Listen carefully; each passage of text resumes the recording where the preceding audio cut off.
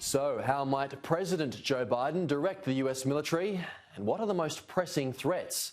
I put that to former US Air Force Lieutenant Colonel and Eisenhower Media Network's Karen Kwiatkowski and the Quincy Institute's Daniel Bessner.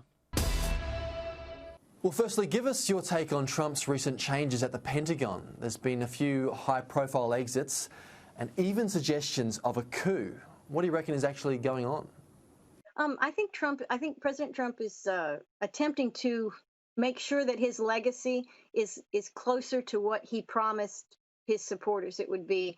And I think in some respects he's kind of frustrated with, and has been for many months, with the Pentagon in particular, with Esper, and also with some of the other national security folks like the CIA director Haspel. These people kind of have been, slow rolling, for lack of a better word, slow rolling the president's agenda. I think he is looking to wrap up his legacy in a way that kind of connects back to the things that he promised his supporters back in 2016. And one of those things was to end these unnecessary and endless wars and occupations. I think it's very difficult to know precisely what's going on, but I would be very surprised if Trump was able to stage a successful coup, because I don't think he has the support of the uniformed military. And of course, he would require that were he to actually stage a coup. Although it's impossible to know and only time will tell, my guess is that both the Republican side of the aisle and the Democratic side of the aisle are basically ginning up tensions in order to basically gin up support for fundraising. Okay, so what do we know about Biden's plans? Do you expect him to be more hawkish, more willing to deploy the military, perhaps even more trigger happy? Unless Joe Biden has changed in the last 47 years, he will be extremely willing to deploy American troops, and he will be trigger happy. Biden is surrounding himself with neoconservative, recycled neoconservatives from very pro-defense defense spending and intervention think tanks. So, and these folks are all on record, the folks that Biden is talking with to create his national security council and his advisors. These folks are all criticizing, and have been for several years, criticizing what Trump has been trying to do in terms of reducing our footprint overseas and really engaging more peacefully with the rest of the world. Well, Daniel, there are reports that Biden has tapped Michelle Flournoy to be his Secretary of Defense. Now, she was in the Obama administration, then went on to set up a lobby group called the Center for New American Security, which was funded by weapons makers including Raytheon and Lockheed Martin. What's your thoughts on that potential appointment? So I really have to do more research into Flournoy herself, but my understanding is that she basically agrees with the premises of the American empire.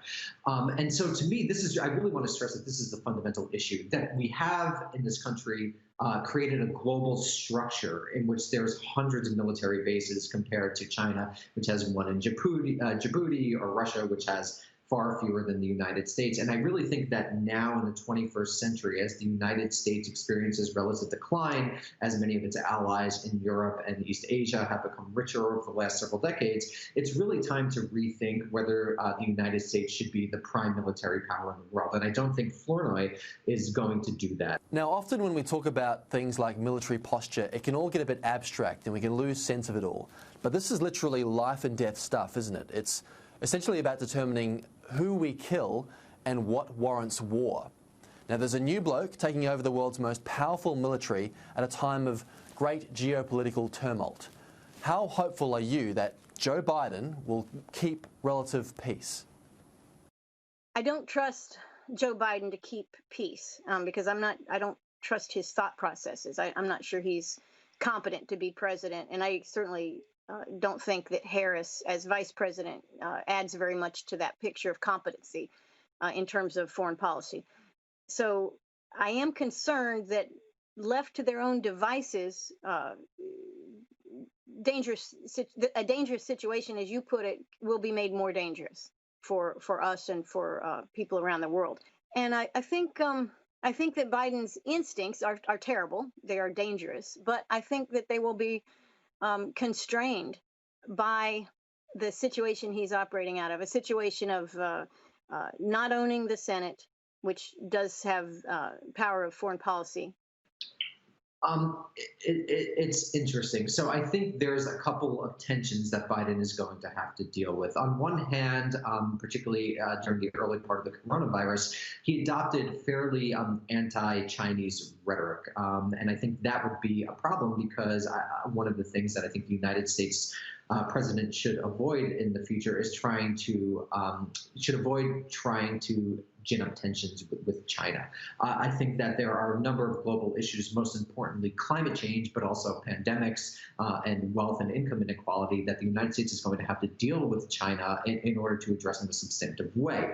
However, there are genuine human rights abuses committed by the People's Republic of China's government against, in particular, the Uyghurs in Xinjiang, but also what's been going on in Hong Kong recently that, an American president should not support. So the question for a Joe Biden administration would be, if I were giving advice, would be how to avoid a new Cold War with China so that the United States is able to deal with the PRC, the People's Republic of China, on issues like climate change, while also trying to encourage China by, without any violence, to stop committing human rights abuses. Of course, I've said for a long time, the United States could also do something like increase the number of refugees allowed into the country. Biden says that he's going to increase the number to, I believe, 125,000 people. But given the havoc that the United States has caused around the globe in the last 20 years, I think that number should be much higher, and that the United States government should really dedicate itself to helping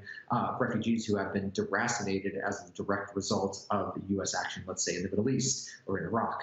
And part of that program could also be to help populations that are threatened abroad, for example, like the Uyghurs.